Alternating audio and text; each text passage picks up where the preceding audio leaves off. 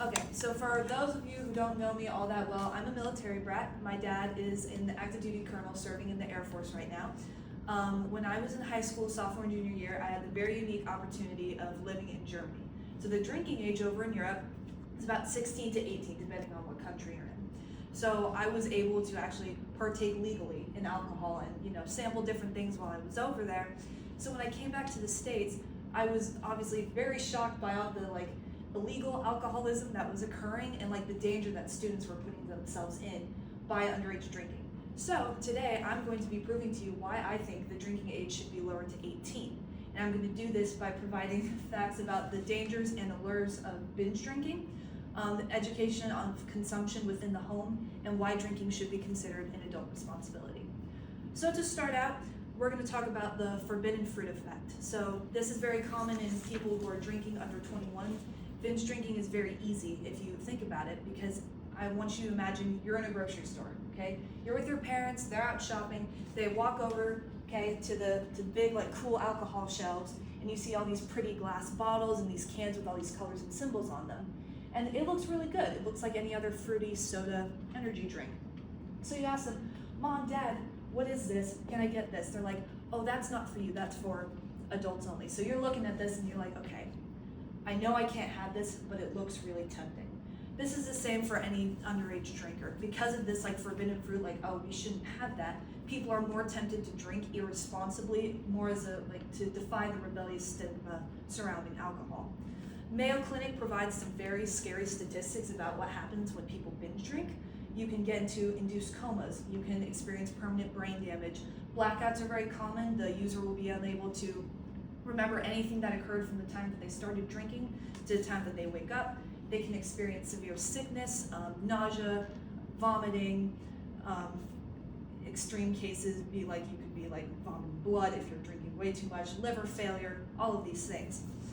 An Indiana University conducted a study on students in college campuses, and they found that about 32% of underage drinkers compared to 24% of age drinkers are considered heavy drinkers.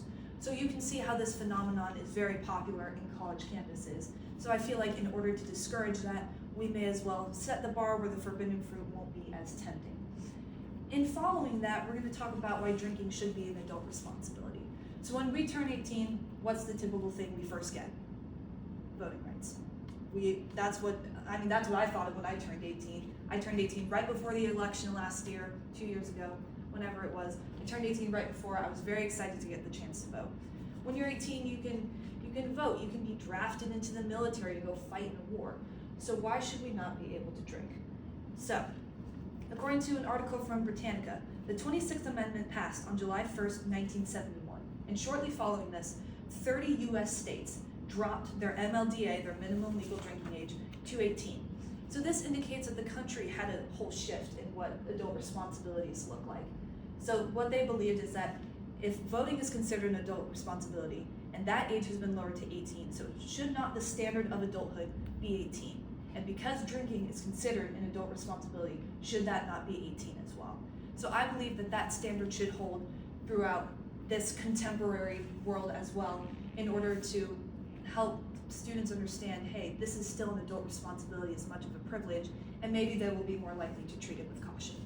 So now that we've addressed why drinking is an adult responsibility, I'm going to encourage education on consumption within the home. So just by show of hands, in the 3 people that are here, how many of you have partaken in alcohol at home?